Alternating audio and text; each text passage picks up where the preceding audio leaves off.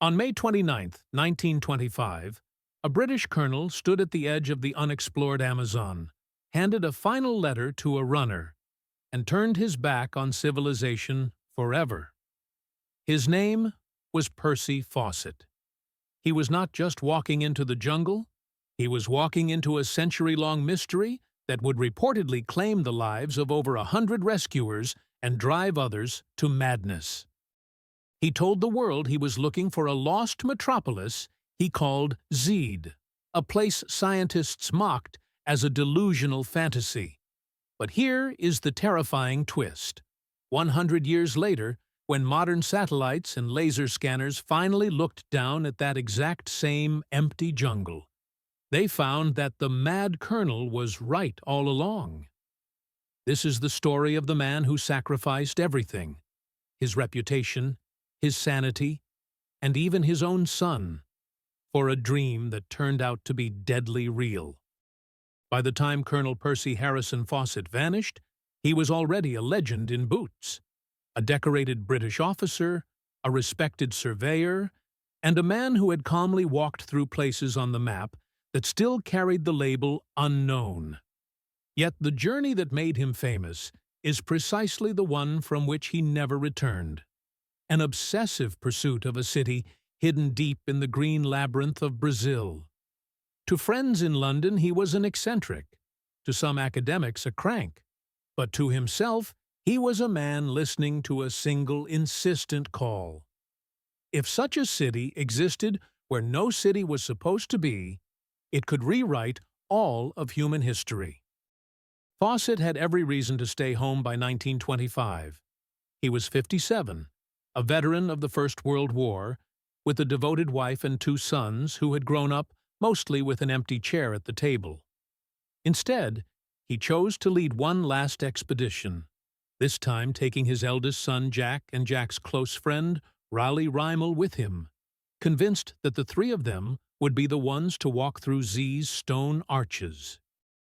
From a camp he called Dead Horse Camp, named after a previous expedition where he had been forced to shoot a dying animal, Fawcett sent his final message to his wife Nina, insisting she had no reason to fear failure, and that mankind awaited what they were about to find. No further letter was ever delivered. Fawcett's hunger for wild places was shaped early, in a family where the romance of exploration clashed with chaos at home. He was born in Torquay, Devon, in 1867, to a father who belonged to the Royal Geographical Society but drank away 2 family fortunes, and to a mother whose coldness left her sons hardened rather than nurtured. In that environment, Percy learned 2 lessons that would define him. The world was something to escape into, and endurance mattered more than comfort. After training as an artillery officer, he was sent to postings around the British Empire, eventually landing on Ceylon, which is today Sri Lanka, where he met a young woman named Nina Patterson at a tennis party. She was not the passive Victorian ornament his mother might have preferred. Educated in Scotland, multilingual, intellectually curious, she wanted to read, debate, and share the adventure rather than watch it from a distance. Their relationship, however, almost died before it began. Egged on by jealous siblings and his own austere upbringing, Percy broke off the engagement after being told Nina was not pure, writing her a brutal letter that would haunt him for years. The story might have ended there if not for a twist worthy of a melodrama. Nina married another officer, Herbert Pritchard, who soon fell fatally ill.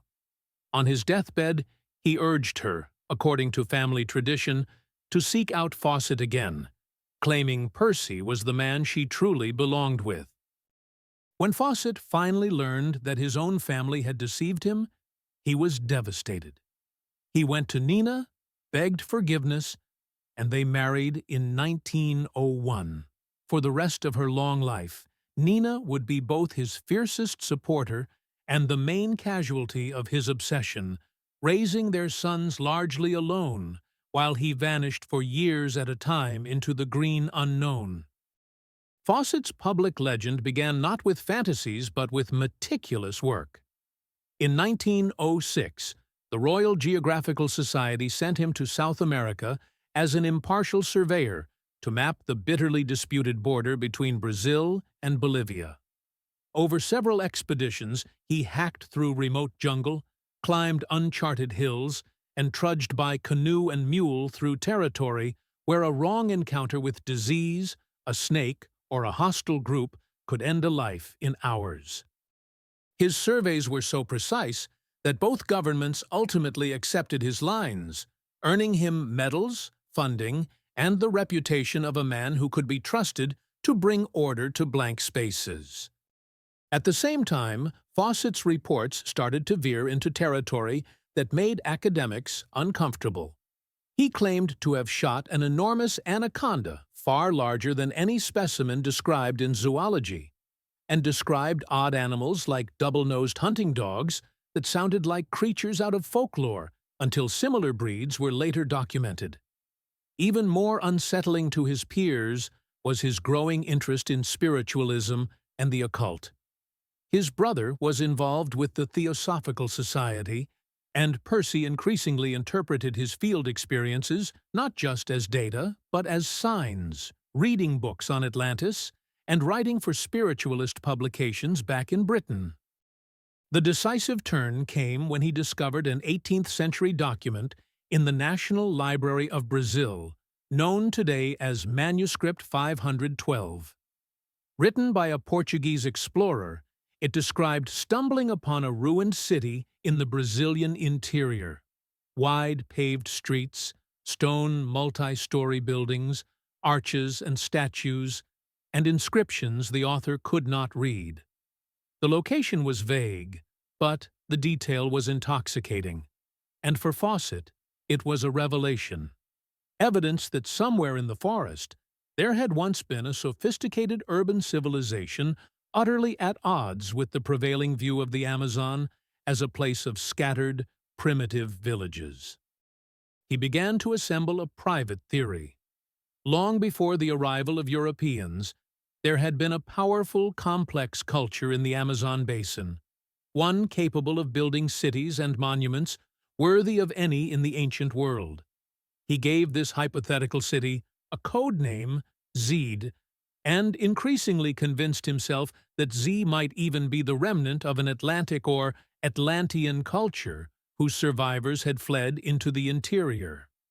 In private notes, he sketched an almost European-looking metropolis with broad plazas, colonnades, and inscriptions.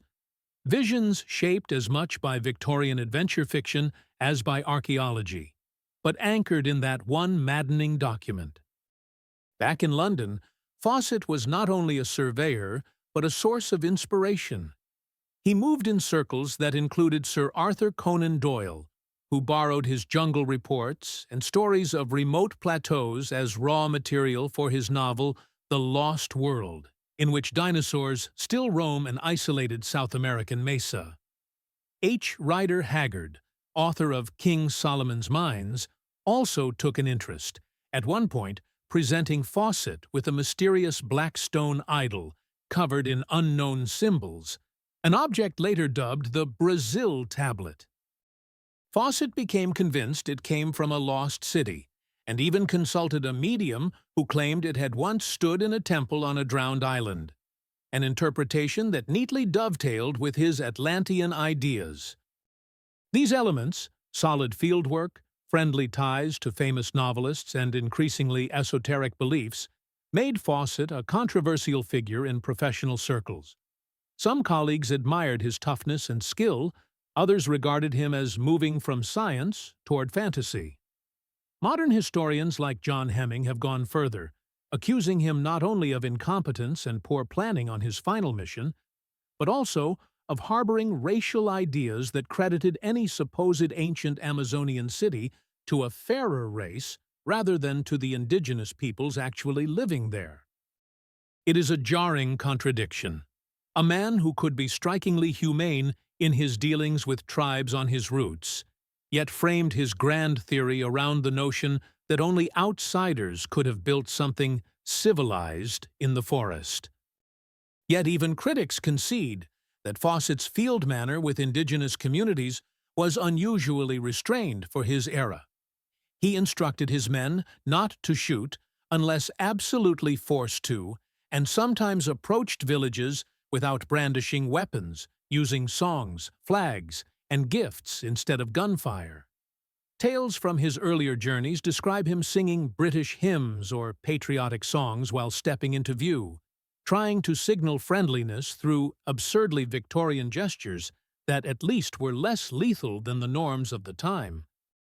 This combination of paternalistic attitudes and relative non-violence would later complicate efforts to reconstruct exactly what happened to him among the peoples of the Xingu region. When the First World War broke out, Fawcett returned from the jungle to Europe and took command of an artillery unit on the Western Front, earning a Distinguished Service Order for bravery.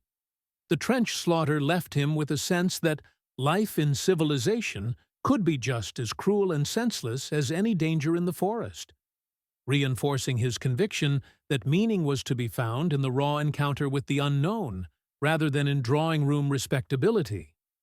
To people like Nina, however, the war underscored how easily a husband and father could be swallowed by forces beyond control, making his later choice to return to lethal landscapes even harder to accept. In 1920, Fawcett mounted a personal expedition into the Brazilian interior that nearly killed him. He battled fever, starvation, and exhaustion so severe that at one point he had to shoot his own horse rather than let the animal slowly die, leaving its carcass at a site that would later become known as Dead Horse Camp. Physically broken, but mentally unshaken, he came away from this ordeal more convinced than ever that he was closing in on the zone where Z must lie, and he began to describe its layout to his younger son Brian, in letters that read like travel brochures for a place that no one else had seen. Securing support for a grand final push proved difficult. The Royal Geographical Society and American institutions were wary, partly because each expedition seemed to carry more metaphysical speculation and fewer concrete results. Fawcett also faced a new anxiety. A wealthy American explorer, Alexander Hamilton Rice, had begun launching lavish aerial expeditions into the Amazon, complete with aircraft, radios, and large teams, and Fawcett feared being beaten to his discovery by what he saw as a dilettante with money. The memory of Captain Scott's tragic race to the South Pole, losing out to the more efficient Roald Amundsen, loomed in his mind as a cautionary tale about being second. Under pressure, Fawcett became increasingly secretive. He developed a private code so that only Nina could decode his true coordinates, and he sometimes gave misleading route information in public statements, hoping to throw rivals off the scent. This opacity would later make it far harder for rescue missions and historians to reconstruct his final trail, but at the time he saw it as a necessary shield around his life's work. When funding finally came together in the mid-1920s from a mix of geographical societies, museums, and private backers, Fawcett decided to go all in. He would take a minimal party, avoid the logistical chaos of large expeditions, and push straight toward the heart of the mystery. On April 20th, 1925, Fawcett left the frontier town of Cuiabá in Brazil, with what looked, even then, like a dangerously small group for the route he intended. Alongside him were his 22-year-old son, Jack, and Jack's friend, Raleigh Reimel, plus 2 Brazilian assistants, a handful of pack animals, and a couple of dogs. He rejected offers of more men and heavy equipment, arguing that a light, fast party would be more likely to survive and move undetected through potentially hostile territories. Jack and Raleigh reportedly dreamed of parlaying their Amazonic adventure into acting careers back in the West, a fantasy that reveals how much of the age's imperial romanticism still clung to this very real risk of death. The first legs of the journey were brutally hot, but tractable, across drier Cerrado and along rivers where canoes could move them forward. Letters sent back and relayed through runners spoke of insects that formed suffocating clouds, of nights where fine biting flies left the men unable to sleep, and of the grinding fatigue of days spent hacking through vines and waist-deep mud. In one letter, Rimmel confessed that the expedition was far less glamorous than he had imagined, a far cry from the adventure novels and newspaper serials that had filled his head. By late May, they reached Dead Horse Camp, the site of Fawcett's previous brush with death. There he sent what would be his last known message home, assuring Nina that he felt strong, that Jack and Raleigh were performing well, and that they were about to enter territory that no outsider had seen. From that point onward, he dismissed the Brazilian assistance and pressed forward with only his son and Rimmel, thinking a tiny group would be less threatening to any indigenous communities and easier to feed. It was a fateful decision. 3 men alone in a vast and poorly mapped region where a single bad fever, a misjudged crossing, or one angry encounter could erase them without a trace. They were never seen again by anyone who could be cross-checked with certainty. Over the next few years, rumors filtered back through traders and tribes. 3 white men seen lame and starving, 3 men who had angered a village, 3 bodies left by a riverbank. None of these accounts matched perfectly, and all were colored by the expectations and fears of the intermediaries, but they formed the seed of multiple competing theories that still flourish today. As months turned to years with no sign of the expedition, the Royal Geographical Society declared Fawcett, Jack, and Rimmel missing, and the vacuum filled with speculation. Some of the earliest and most persistent stories came from the Kalapalo people of the Upper Xingu region, who later told visiting Brazilians and researchers that 3 strangers had passed through, behaved in ways considered offensive, and were killed in retaliation. Different Kalapalo informants over the decades have described different triggers: failing to present gifts properly, polluting the river by washing upstream from the village, or violating sexual norms by pursuing local women. These accounts appealed to many outside observers because they provided a clean narrative. Arrogant outsiders disrespect indigenous rules and are killed. However, they also clash with what is known of Fawcett's usual caution and efforts to build at least functional relationships with groups he met, and later forensic analysis of bones once claimed to be his suggested they belonged to other individuals. In the late 1990s, a Kalapalo elder told explorer Benedict Allen that his people had not killed Fawcett at all, and that earlier stories had been misunderstood or exaggerated, muddying the waters further. A second, more prosaic theory holds that the 3 men simply succumbed to the environment they had underestimated. The Xingu region is riddled with diseases, malaria, dysentery, parasitic infections, that even veteran travelers can fail to survive, and a small, lightly equipped party far from help could be wiped out by a single bad dose. Starvation, too, is a constant threat. Fawcett had skirted death by hunger in 1920, and repeating that ordeal with a son and another young man in tow may have been more than his aging body could manage. A third line of speculation emerged in 1979, when a pawn shop in Cuiabá was found to have a gold signet ring bearing the Fawcett family crest. How the ring reached a shop roughly in the zone of his disappearance more than 5 decades later is unknown. Was it stripped from his body by bandits, traded along indigenous networks for years, or lost and found multiple times? The discovery fueled a bandit attack hypothesis in which the men are ambushed by river pirates or opportunistic raiders who kill them and gradually sell off their possessions. But like all such reconstructions, it rests on one small piece of hard evidence surrounded by conjecture. More romantic and conspiratorial theories insist that Fawcett survived and chose never to come back.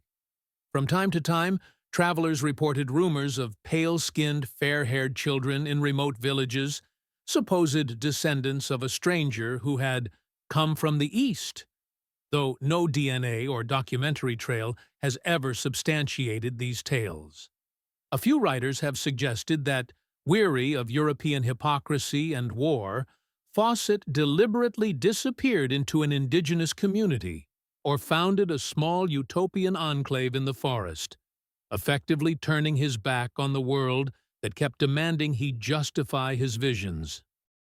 There are even mystical interpretations fueled by Fawcett's theosophical interests that imagine him passing into some hidden valley or other realm. But these say more about the needs of modern myth-making than about any evidence from 1925. What Fawcett himself did make clear before he left was that, if the expedition failed, he did not want large rescue parties sent after him.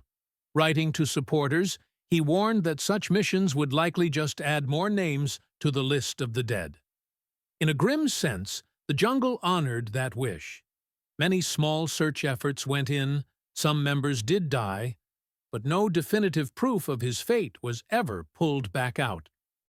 For decades after his disappearance, the academic consensus was that Fawcett's core idea, a large, ancient urban civilization in the Amazonian interior, was fantasy.